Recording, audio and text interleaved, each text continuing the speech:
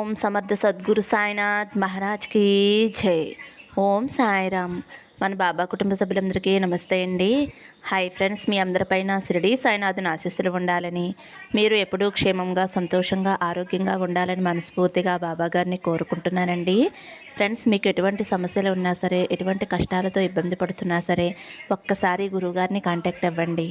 శ్రీ వారాహి దేవి జ్యోతిష్యాలయం నెంబర్ 1 వశీకరణ స్పెషలిస్ట్ పండిత్ పవన్ నంబూదిరి గారు, కేరళ తాంత్రిక గురువు గారు. ఫోన్ నెంబర్ వచ్చేసి 9043637512. మీకు ఎటువంటి సమస్య ఉన్నా సరే, విద్య, ఉద్యోగం, వ్యాపారం, భార్యాభర్తల మధ్య గొడవలు, అత్తాకోడళ్ళ మధ్య గొడవలు, ప్రేమించి మోసపోవటం, ఆర్థిక ఇబ్బందులు, ఇలా ఎటువంటి సమస్య ఉన్నా సరే ఆ సమస్యకు తగిన పూజలు చేసి గురువుగారు 24 గంటల్లో పరిష్కారం చూపిస్తారండి. మీరు నమ్మకంతో గురువుగారిని కాంటాక్ట్ అవ్వండి. ఈ గురువుగారికి చూపించుకున్న వారికి ఎంతో మందికి మంచి జరిగింది ఫ్రెండ్స్. ఇంక ఈరోజు వీడియోలోకి వెళ్ళిపోదామండి. మన బాబాగారు సందేశం అండి. మన బాబాగారు ఏమంటున్నారంటే, తల్లి, నీ ముందుకు 4 నెంబర్లను తీసుకువచ్చానమ్మా. అందులో ఒక నెంబర్ అయితే ఎంచుకో అమ్మా. నీకు తీయటి శుభవార్త చెబుతాను. నీ మనసులో ఏమి ఉన్నది, ఎటువంటి ఆందోళన చెందుతున్నావో, నీ సమస్యకి పరిష్కారం ఏమిటో నేను చెబుతాను తల్లి అని అయితే మన బాబాగారు అంటున్నారండి. తమ్మనేలు చూశారు కదండి, 4 నెంబర్స్ ఉన్నాయి కదా. మీరైతే బాబాగారిని స్మరిస్తూ ఒక నెంబరు తాకండి. బాబాగారిని మీకంతా మంచి జరగాలని కోరుకుంటూ ఒక నెంబర్ అయితే మనసులో అనుకోండి. చిన్న రిక్వెస్ట్ ఫ్రెండ్స్, మన వీడియోస్కి అయితే ఒక చిన్న లైక్ ఇవ్వండి. ఫస్ట్ టైం చూసేవారైతే మన బాబా భక్తి ఛానల్ తప్పకుండా సబ్స్క్రైబ్ చేసుకుని సపోర్ట్ చేయండి ఫ్రెండ్స్. ఇంక వీడియోలోకి వెళ్ళిపోదామండి. ముందుగా అయితే ఫస్ట్ నెంబర్ తాకిన వారి గురించి అయితే మన బాబాగారు ఇలా చెబుతున్నారండి. 1వ నెంబర్ తాకిన నా బిడ్డ ఎవరైతే ఉన్నారో, తల్లి, నువ్వు ఇప్పుడు చాలా పెద్ద సమస్యతోటి బాధపడుతున్నావు. నీ మనసంతా ఆందోళనగా గందరగోళంగా ఉంది కదా తల్లి. చాలా బాధపడుతున్నావు, చాలా ఇబ్బంది పడుతున్నావు. ఈ గండం నుంచి నేను ఎలా బయటపడాలి బాబా అని నన్ను వేడుకుంటున్నావు కదా తల్లి. ఈ క్షణము కూడా నువ్వు నన్ను ఎంతగానో కోరుకుంటున్నావు. బాబా, ఈ కష్టాన్ని తొలగించు, ఈ సమస్య, ఈ గండం నుంచి గట్టెక్కించు అని ప్రతి క్షణము కూడా నన్ను వేడుకుంటున్నావు. నువ్వు పడుతున్న బాధ నా మనసుకు చేరింది తల్లి. నువ్వు పిలిచే పిలుపులు నా చెవుల దాకా చేరాయమ్మా. ఇప్పటి వరకు నువ్వు ఎంత అడిగినా నేను సాయం చేయలేకపోయానమ్మా. ఎందుకంటే నీ జాతక దోషాల వల్ల ఇన్ని రోజులు నువ్వు అడిగిన వాటికి, నీ కష్టానికి నేను సహాయం చేయలేకపోయానమ్మా. కానీ ఈ రోజుతో నీ కష్టకాలం తీరిపోయిందమ్మా. ఈరోజు నేను నీకు సహాయం చేయటానికి నీ ఇంటికి వస్తున్నాను తల్లి. నువ్వు గమనించుకో, ఏదో ఒక రూపంలో నేను నీ ఇంటికి వచ్చి సహాయం చేస్తాను తల్లి. ఈ కష్టాలన్నీ కూడా గాలికి దుమ్ము ఎలా కొట్టుకుపోతుందో అలా నీ కష్టాలన్నీ కూడా కొట్టుకుపోతాయి తల్లి. సంతోషాలు వస్తాయి. పువ్వులు ఎలా విరబూస్తాయో నీ జీవితంలో ఆనందం, సంతోషం అలా వస్తాయి తల్లి. నువ్వు ఇకపై ఎలాంటి బాధ పడవద్దు, కన్నీరు అస్సలు కార్చవద్దు, మొరపెట్టుకోవద్దు, నీ బాధని ఎవరితోనూ చెప్పుకోవద్దు. ఒక్కటే గుర్తుపెట్టుకో అమ్మా, నా కోసం నా బాబా తండ్రి వస్తున్నారు, నాకు సహాయం చేయటానికి వస్తున్నారు. ఎటువంటి ఆందోళన నేను పడకూడదు, ధైర్యంగా ఉండాలి, సంతోషంగా ఉండాలి. బాబా నాకు తప్పకుండా సహాయం చేస్తారు అని నువ్వు నన్ను నమ్మి ధైర్యంగా ఉండమ్మా. నీ జీవితం అంతా కూడా సంతోషంగా మారుస్తాను. నీ కష్టాలన్నీ కూడా నీ జీవితంలోంచి తొలగిస్తాను తల్లి. ఈ కష్టాన్ని పదే పదే తలుచుకొని ప్రతి క్షణము కూడా బాధపడుతూ నీవు నీ కుటుంబంతో సంతోషంగా గడపలేకపోతున్నావు తల్లి. కష్టాల గురించి వదిలేసే తల్లి, ఇక నీ కుటుంబంతో సంతోషంగా గడుపు అని అయితే మన బాబాగారు 1వ నెంబర్ తాకిన వారి గురించి అయితే ఇలా చెబుతున్నారండి. ఇప్పుడు 2వ నెంబర్ ఎంచుకున్న నా బిడ్డ ఎవరైతే ఉన్నారో, తల్లి, బంధం దూరమైంది అని నువ్వు బాధపడుతున్నావు కదమ్మా. ఎంతగానో ఇష్టపడిన వ్యక్తి నీ మాట వినకుండా నిన్ను మోసం చేసి వెళ్ళిపోయాడు అని ఎంతగానో బాధపడుతున్నావు కదా తల్లి. నమ్మించాడు, మాట ఇచ్చాడు, కానీ మాట తప్పాడు అని బాధపడుతున్నావు కదా తల్లి.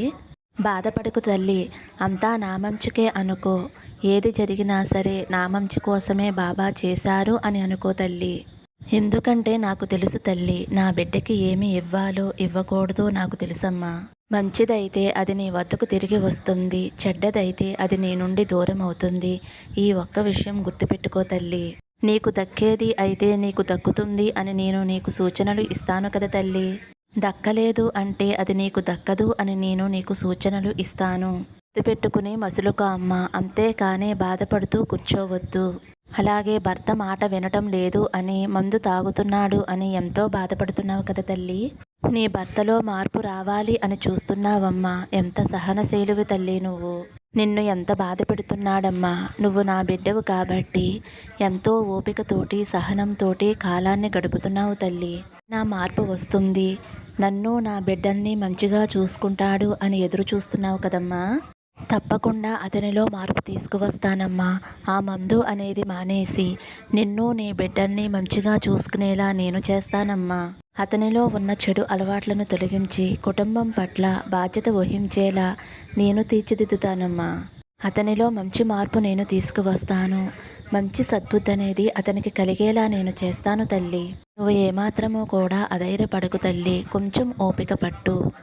అతనిలో మార్పు చూసి నువ్వు ఎంతో సంతోషిస్తావమ్మా. నా బాబా మాట ఇచ్చినట్లుగానే నాకు సహాయం చేశారు. నాకు అంతా మంచే చేశారు. నా జీవితం అయిపోయింది అని అనుకున్నాను కానీ బాబా మళ్ళీ నా జీవితానికి వెలుగు ఇచ్చారు అని నువ్వే అనుకుంటావు తల్లి. కొంచెం ఓపిక పట్టు తల్లి. అంతా నువ్వు అనుకున్నట్లుగానే మంచే జరుగుతుందమ్మా అని అయితే మన బాబా గారు 2వ నెంబర్ తాకిన వారి గురించి అయితే ఇలా చెబుతున్నారండి.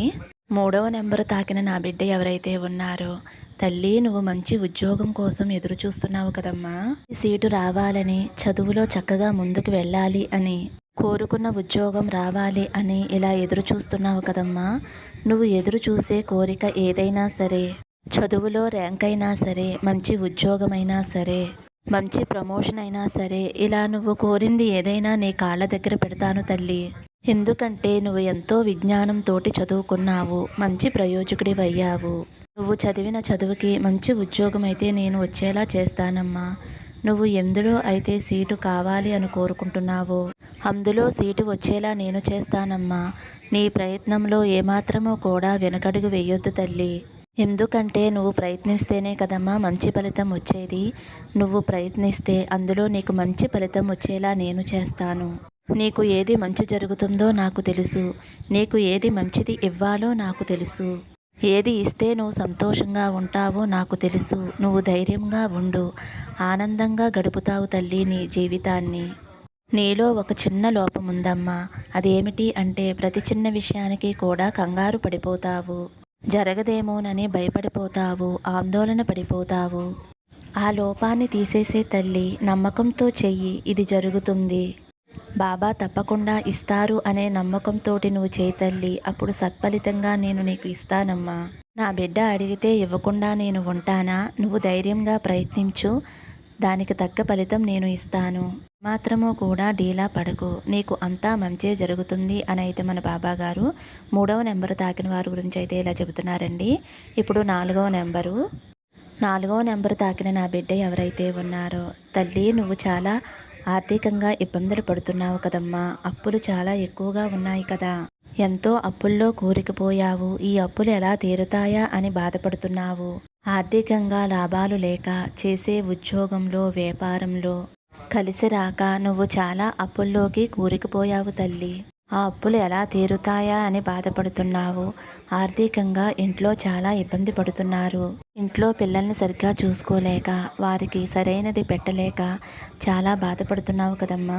అంతా కష్టపడుతున్నా కానీ ఆ కష్టానికి తగిన ఫలితం లేదు అని బాధపడుతున్నావు తల్లి. నాతో చెప్పుకుంటున్నావమ్మా. నువ్వు చెప్పుకుంటున్న ప్రార్థన నాకు వినపడింది తల్లి. వాళ్ళ దగ్గర పెట్టావు కదమ్మా నీ ప్రార్థన. ఇకపై నేను చూసుకుంటాను తల్లి. అనుకోకుండా ధనాదాయం కలుగుతుంది. నీ అప్పులన్నీ తీరిపోతాయి, కోరికలు తీరుతాయి. నువ్వు ఏదనుకున్నా అది జరుగుతుంది. నువ్వు పట్టిందల్లా బంగారుమయమవుతుందమ్మా. జీవితం కూడా ఆనందమయమవుతుందమ్మా. సంతోషంగా ఉండు తల్లి. నేను చెప్పినట్లుగా ఈ చిన్న పరిహారం చేసుకో అమ్మా. ప్రతి శుక్రవారం కూడా ఉదయం అమ్మవారికి 4 గంటల ఆ సమయంలో ఉప్పు దీపారాధన చేసుకో తల్లి. ఇలా చేయటం వలన లక్ష్మీ కటాక్షం అనేది కలుగుతుంది తల్లి. అమ్మవారు రాళ్ళ ఉప్పులో కొలువై ఉంటారు కదమ్మా. అమ్మకి ఎంతో ప్రీతికరమైన ఉప్పు దీపారాధన చేయి తల్లి. అలా నువ్వు 5 వారాలు కానీ, 9 వారాలు కానీ, 7 వారాలు కానీ, నువ్వు ఎన్ని వారాలైతే చేయగలుగుతావో అన్ని వారాలు చేయి తల్లి. నీ జీవితంలో మీకు మంచి మార్పు కనిపిస్తుందమ్మా. ఆర్థిక ఇబ్బందులన్నీ తొలగిపోతాయి, ధనరాబడి వస్తుంది. ఆ అమ్మవారు నీకు మంచి మార్గం చూపిస్తుంది. అమ్మ అనుగ్రహం ఉంటేనే కదా తల్లి కటాక్షం కలుగుతుందమ్మా. నువ్వు తప్పకుండా వేకువజామునే 4 గంటలకు లేచి ఇంటిని శుభ్రం చేసుకుని అమ్మవారికి నేను చెప్పిన విధంగా దీపారాధన చేసుకో తల్లి. మంచి మార్పు అనేది నీకు కనిపిస్తుంది. మంచి ధన రాబడి అనేది నీకు వస్తుంది అని అయితే మన బాబాగారు 4వ నెంబర్ తాకిన వారి గురించి అయితే ఇలా చెబుతున్నారండి. ఫ్రెండ్స్, ఇది అక్షరాల సత్యం అండి. ఉప్పు దీపారాధన చాలా మంచిదండి. చాలా చాలా మంచిది ఫ్రెండ్స్. తప్పకుండా మీలో ఎవరైనా సరే ఇప్పటి వరకు చేసుకోకుండా ఉంటే ఒక్కసారి చేసి చూడండి ఫ్రెండ్స్. మీకు చాలా మంచి జరుగుతుందండి. ధనరాబడి రావడంతో పాటు మనకి ఏదైనా కోరిక ఉండి ఆ కోరిక చెప్పుకొని కూడా ఈ పరిహారం అనేది చేసుకోవచ్చండి. అలా చేయటం వలన మంచి ఫలితం అనేది మనకు కనిపిస్తుంది ఫ్రెండ్స్. ఇది అక్షరాల సత్యం. ఎలా చేయాలి అంటే చిన్న పరిహారమే ఫ్రెండ్స్. ఒక రాగి ప్లేట్ కానీ ఇత్తడి ప్లేట్ కానీ తీసుకోండి. అందులో కొంచెం పెద్ద ప్రమిద అనేది పెట్టుకోండి ఫ్రెండ్స్. దానికి పసుపు కుంకుమ బొట్లు పెట్టి తీసుకోండి. దాంట్లో కళ్ళుప్పు ఉంటుంది కదండి, రాళ్ళ ఉప్పు, ఆ ఉప్పును పోసేయండి. పోసేసిన తర్వాత దాని మీద 2 ప్రమిదలు అనేవి పెట్టండి. వాటికి కూడా పసుపు రాసి కుంకుమ బొట్లు పెట్టండి. కల్లుప్పు వేసారు కదండి పెద్ద ప్రమిదలో. కల్లుప్పు వేసిన తర్వాత కొంచెం పసుపు కుంకుమ వేసిన తర్వాత ఒక ప్రమిద పెట్టి అందులో అక్షింతలు 5 రూపాయల కాయిన్ పెట్టాలండి. దాని తర్వాత ఇంకొక ప్రమిద అనేది పెట్టాలి. పెట్టిన తర్వాత ఆవు నెయ్యి పోసి 3 ఒత్తులు కలిపి ఒక ఒత్తుగా వేయాలండి. మీరు ఇలా 5 వారాలు కానీ 7 వారాలు కానీ చేసుకోవచ్చండి. ప్రతి శుక్రవారం కూడా చేసుకోవచ్చు ఫ్రెండ్స్, మీకు ఓపిక ఉంటే. కాదు, ఈ దీపారాధన అనేది తెల్లారుజామునే చేయాలి ఫ్రెండ్స్ 5 గంటలకి. ఎందుకంటే 6 గంటలు దాటిన తర్వాత చేయకూడదు ఫ్రెండ్స్. ఈ పరిహారం నేను 2 ఇయర్స్ నుంచి చేస్తున్నాను ఫ్రెండ్స్. మంచి ఫలితం కనిపించింది కాబట్టి మీకు చెప్తున్నాను. తప్పకుండా చేసుకోండి. చాలా మంచి ఫలితం అనేది అతి త్వరలోనే మీకు కనిపిస్తుందండి. ఆర్థిక ఇబ్బందులు తొలగిపోయి సంతోషంగా ఉంటారు. మనందరిపైన అమ్మవారి అనుగ్రహం, బాబాగారి అనుగ్రహం ఉండాలని మనస్ఫూర్తిగా బాబాగారిని కోరుకుంటున్నానండి. సర్వే జన సుఖినో భవంతు. సమస్తం సద్గురు సాయినాథార్పణమస్తు. శుభం భవతు. జై సాయిరామ్.